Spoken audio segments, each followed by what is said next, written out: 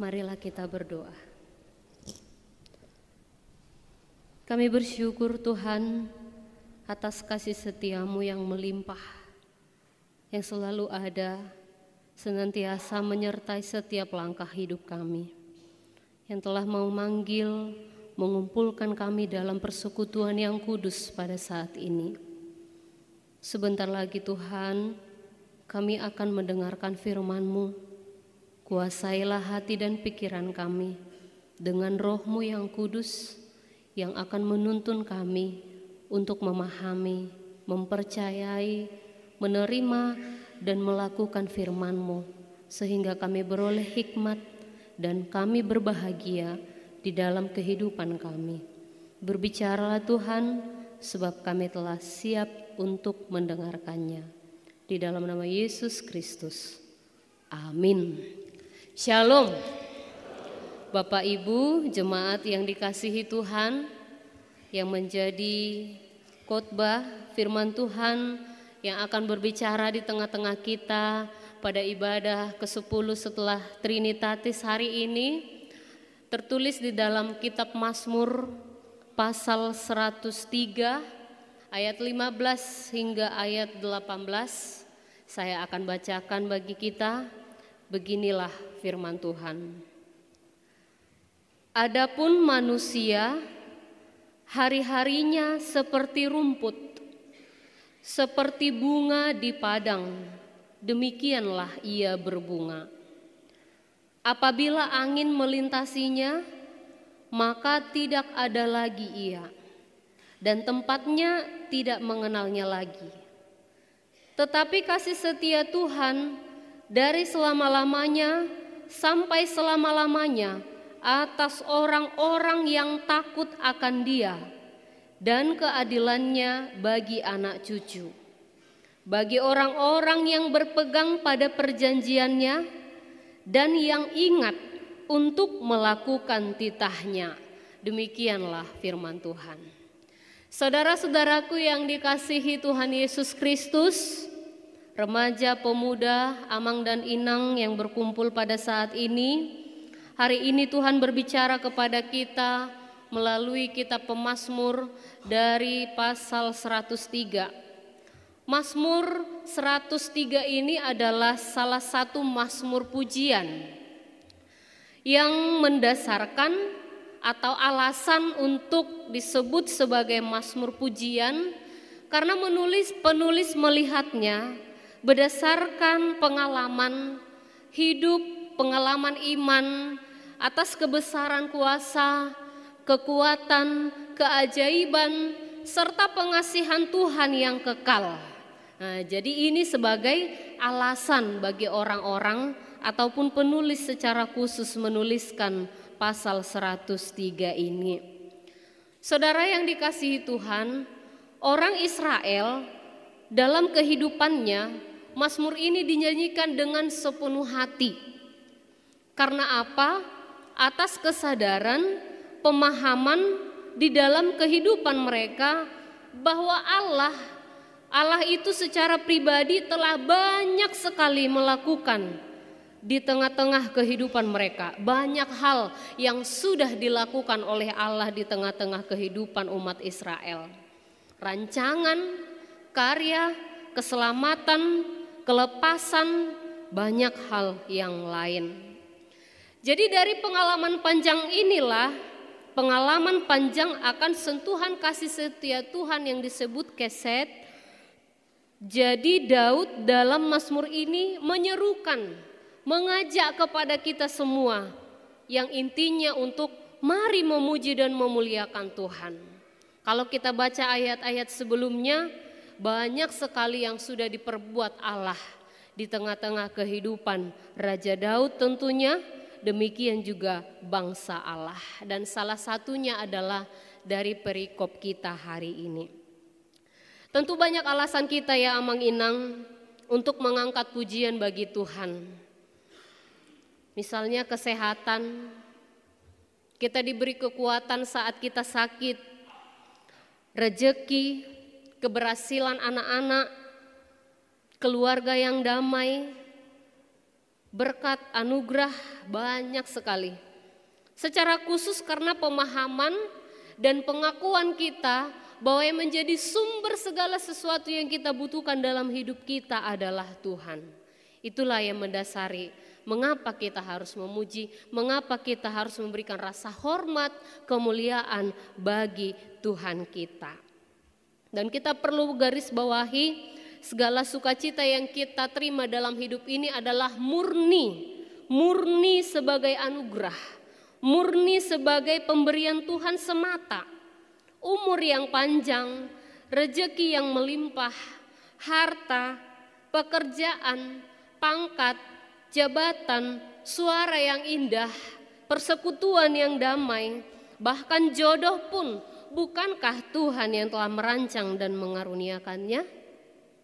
Jadi tadi kalau kita ikuti nyanyian yang dinyanyikan kor PS Mana, amat menakjubkan kasih Yesus, lebih dalam dari laut, tidak terukur, ya, tidak terukur. Balgania siasim o Yesus lobido umbaga sian laut. Kita tidak dapat mengukurnya saking dalamnya. Dan kita tidak dapat meraih karena terlalu tinggi, ya. Jadi tidak ada bandingannya.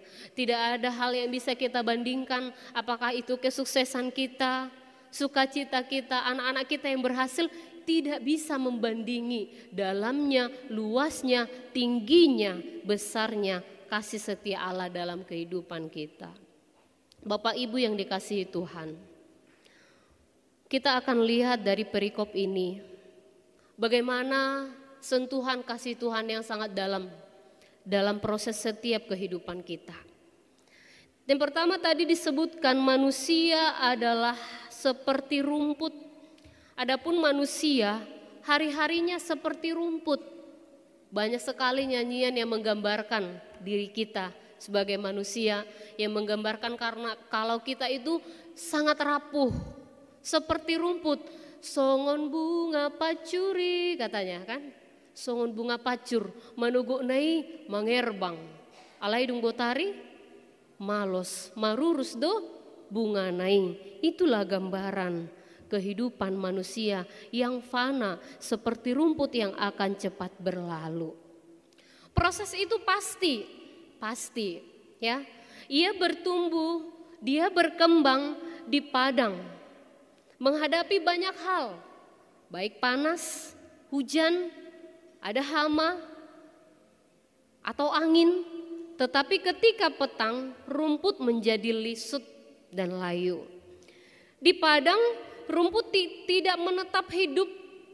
Ada saatnya dia tumbuh subur dan menghijau, bahkan sampai berbunga di situasi yang silih berganti.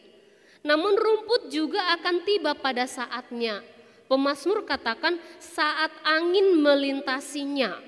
Ya, sepertinya pemazmur Daud di sini menyebutkan angin yang dimaksud adalah angin gurun dari Arab Timur. Pernahkah kita mengingat cerita saat Yusuf menerjemahkan atau mengartikan mimpi Firaun? Yang saat itu ada angin dari Arab Timur, angin gurun yang menghanguskan tanaman bulir gandum. Ya, di Kejadian 41 ayat 6. Angin ini membuat sumber-sumber mengering sehingga dipandang tidak menyenangkan. Nah, jadi angin ini juga bisa dimaksudkan sebagai ungkapan atas masalah yang dihadapi rumput sehingga dia akan layu dan akhirnya akan mati. Saudaraku yang dikasihi Tuhan, hidup kita, hidup manusia juga seperti itu. Kita tumbuh, kita berkembang di segala situasi dan kondisi. Katakanlah boleh diterjemahkan situasi suka maupun dalam situasi duka. Ini menggambarkan ada tantangan, ada pergumulan yang harus dihadapi semua orang. Tidak berbeda, baik yang masih muda atau yang sudah dewasa. Nah, jadi kalaupun dalam kondisi dan situasi ini manusia bisa suatu saat mencapai puncak prestasi hidup seperti rumput yang berbunga tadi. namun pada saatnya ia akan menjadi layu. Bahkan mungkin kenangan hidupnya pun tidak diingat oleh orang lagi. Saudara yang dikasihi Tuhan, paparan ini tidak hanya hendak mengingatkan kita bahwa hidup manusia, hidup kita itu singkat, tapi juga hendak mengingatkan bahwa manusia akan mengalami masa lisut atau keriput, akan mengalami masa layu.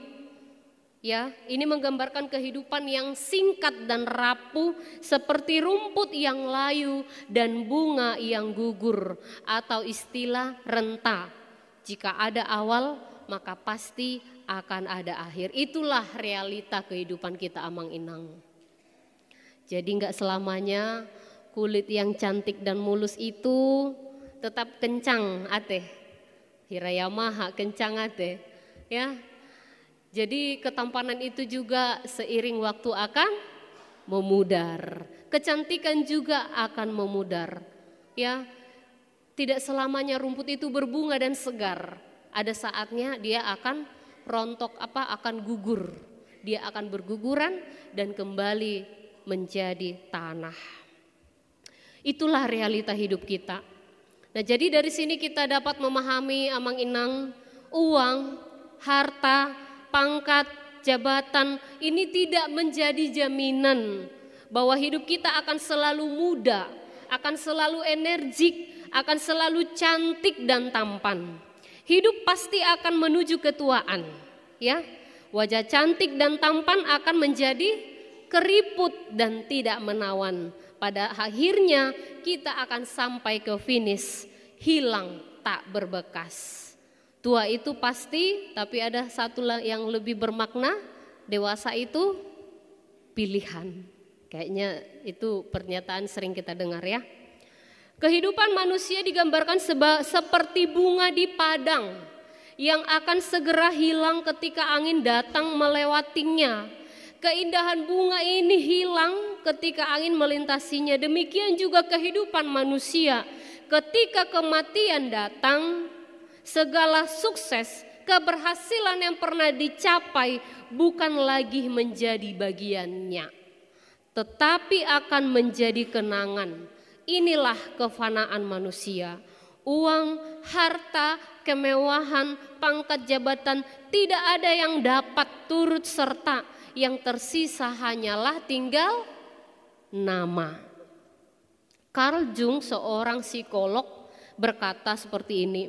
Seseorang sejak lahir hingga sekitar usia 35 atau 40 sedang menemukan dunia dan dengan cara kecil menaklukkannya. Segala sesuatu masih mungkin. Namun di usia parubaya ada tahun, titik, musim panas ketika Anda mencapai cakrawala dan melihat sisi lain. Anda akan melihat sisi lain dan Anda tahu bahwa Anda akan mati. Jika manusia ada keterbatasannya, tadi kita sudah dengar ya, bagaimana kerapuhan, bagaimana kefanaan manusia. Ternyata tidak ada yang perlu kita bangga-banggakan ya. Hal-hal yang melekat dalam diri kita ini tidak perlu untuk disombongkan. Dalam keterbatasan manusia, dalam pasang surutnya dan batasan manusia itu, namun kita melihat ada satu yang kekal, yaitu kasih setia Allah. Kalau manusia punya keterbatasan, namun Allah tidaklah demikian. Pemazmur dalam hal ini berkata, tetapi kasih setia Tuhan dari selama-lamanya sampai selama-lamanya. Tidak ada yang membatasi, tidak ada yang dapat membatasi kasih setia Tuhan. Di setiap waktu, di setiap situasi dan kondisi, kasih Tuhan akan selalu tersedia buat umatnya. Roma 8 menyebutkan seperti itu, ayat 38 dan seterusnya. Tidak ada yang dapat memisahkan kita dari kasih setia Tuhan. Ataukah itu karena kerajaan, kehidupan, kematian, atau apapun yang ada di dunia ini. Tidak dapat membatasi kasih setianya. Pertanyaannya, umat yang bagaimana yang layak berharap akan kasih setia Tuhan? kita akan melihat Amang Inang di dalam teks ini ada beberapa catatan. Ada 2 gambaran hidup manusia yang layak berharap pada kasih setia Tuhan. Yang pertama di ayat 17 dikatakan, orang yang takut akan Dia. Takut yang dimaksud di sini bukan artian tersembunyi, ketakutan seorang anak kecil yang takut saat lampu mati, bukan. Tapi rasa takut yang dimaksud di sini adalah rasa hormat kita kepada Tuhan, ya. Lebih kepada sikap dan tindakan kita bahwa keseluruhan proses hidup kita ini menjadi representasi dari kehendak Tuhan. Itulah takut akan Tuhan sebagaimana disebut dalam Amsal 28 ayat 14 itu. Orang yang takut akan Tuhan pasti hidupnya berbahagia.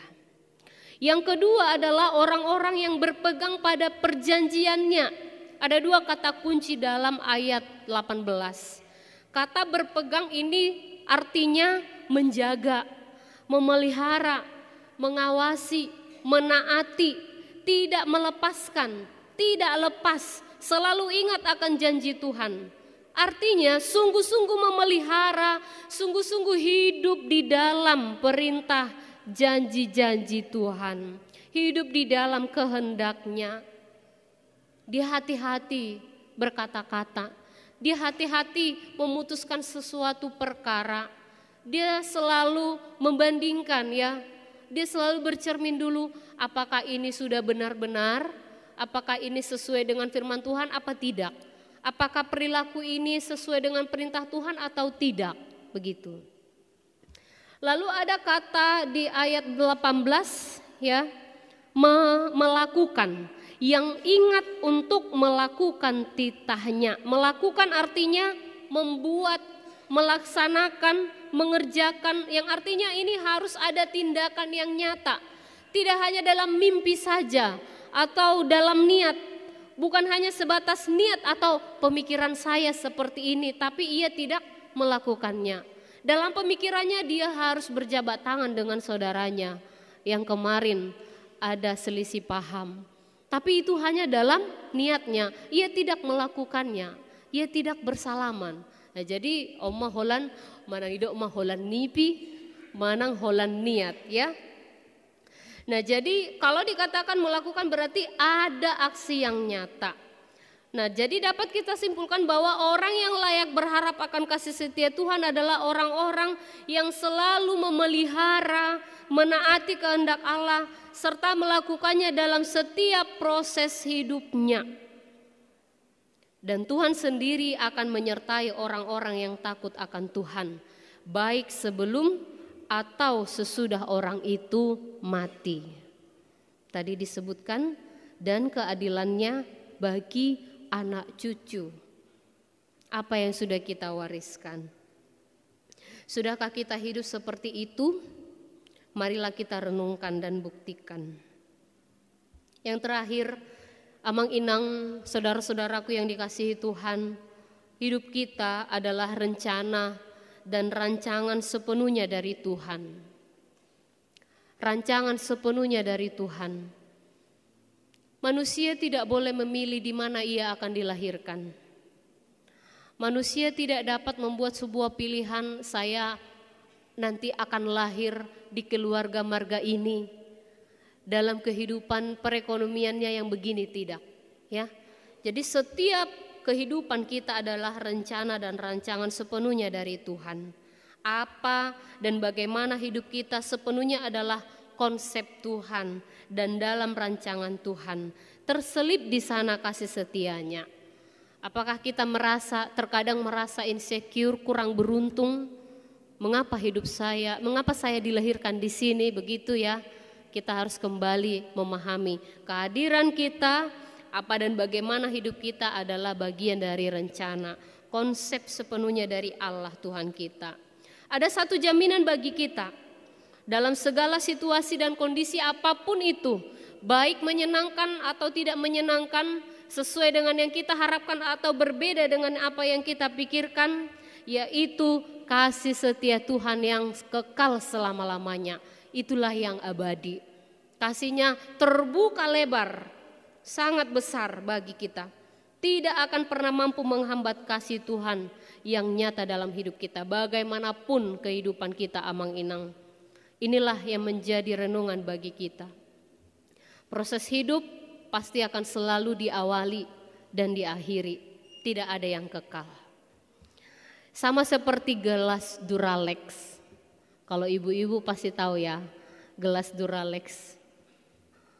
Jadi dia keluar dari pabrik itu bagus, cantik, bahkan sangat tahan dengan benturan. Namun seiring perjalanan waktunya, Duralex ini akan pecah dan berkeping-keping. Berkeping-keping jika masa kejayaannya sudah tiba. Tidak jatuh, ia tidak terkena air panas. Gelasnya pasti akan pecah juga.